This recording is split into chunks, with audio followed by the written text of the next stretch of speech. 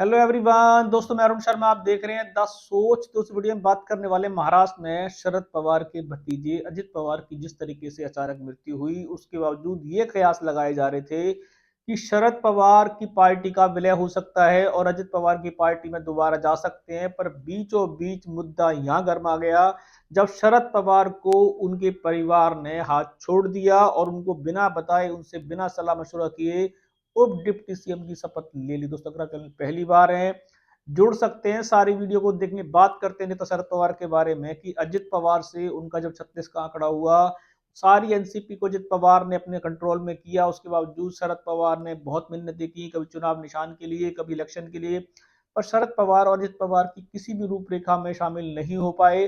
पर शरद पवार जिस दिन उनकी मृत्यु हुई, उसके बावजूद ऐसे बयान जारी थे। शरद पवार का ये कहना था कि अजित पवार की ये इच्छा थी कि शरद पवार के साथ उनका विलय किया जाए और दोबारा से पार्टी एक हो जाए।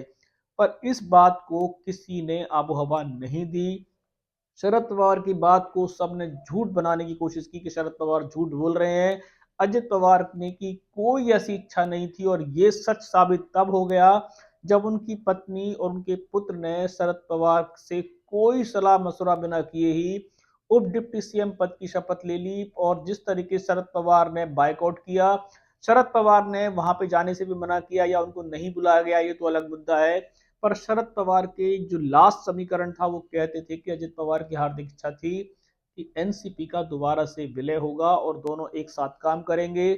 पर साफ क्लियर हो चुका है कि सुनेत्रा पवार ने इन बात को तवज्जो नहीं दी है। शरद पवार के सारे अरमानों पे पानी फेर दिया है। उन्होंने एक इशारा दे दिया है कि अजित पवार की पार्टी शरद पवार के साथ नहीं जुड़ेगी, जिसके चलते उन्होंने शरद पवार के से कोई भी सलाह मशुरा नहीं लिया। सिर्फ मृत्यु के बाद उन्होंने तुरंत उप डिप्टी सीएम की जो शपथ ली, उसमें शरद पवार से पूछना तो दूर, उनको बुलाया तक नहीं गया। जहां शरद पवार ये लंबी लंबी हाँक रहे थे कि अजित पवार की पार्टी में उनका विलय होना है, और सब भी ये उम्मीदें लगा रहे थे, पॉलिटिकल लीडर सब ये सोच रहे थे कि अजित पवार की जगह तो कोई नहीं ले सकता, पर उनकी पार्टी को एक बड़े नेता की जरूरत है। शायद शरद पवार के आंगन में जाके उनको ये जगह मिलेगी।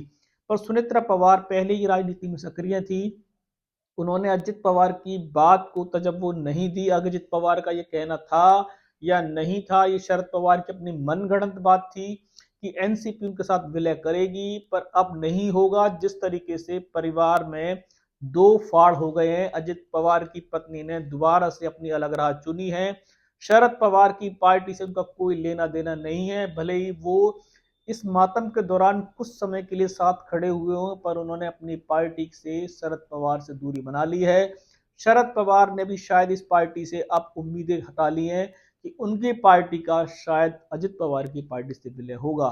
अब बहुत सारे समीकरण थे जो शरद पवार सोच के बैठे थे कि शायद अजित पवार के जाने के बाद उनके पुत्र, उनकी घरवाली उनके साथ जुड़ेंगे, पर उनके परिवार ने शरद पवार को बाहर का रास्ता दिखा दिया है। अजित पवार की शायद इच्छा यही थी और शरद पवार शायद अपनी सोच रख रहे थे, जिस सोच पे सुनेत्रा पवार ने पानी फेर दिया है। अब शरद पवार की पार्टी का जो है जैसे रहेगा, और अजित पवार की पार्टी को उनके पुत्र और उनकी घरवाली ही लीड करेंगी। शरद पवार का दूर दूर तक कोई लेना देना नहीं है। दोस्तों इस चैनल बना के रखेंगे, इस रुझान पे अपडेट लेके आएंगे। क्या सुनेत्रा पवार और शरद पवार की पार्टी में कभी एक साथ हो सकती है? सुनेत्रा पवार को क्या राजनीति में शरद पवार जैसे दिग्गज लीडर की जरूरत पड़ेगी, या दोबारा से पार्टियां दोनों अलग अलग रहेंगी और शरद पवार अलग? और देखा जाए तो एनसीपी जो सुनेत्रा पवार देख रही है, उसकी लीड वो अकेला करेगी। रुझान पे अपडेट लेके आएंगे। अगर आप चैनल पे नहीं जुड़े हैं, जोड़ सकते हैं। आने वाले समय में अरुण शर्मा मिलूंगा नई सोच में। अपना ध्यान रखें। नमस्कार।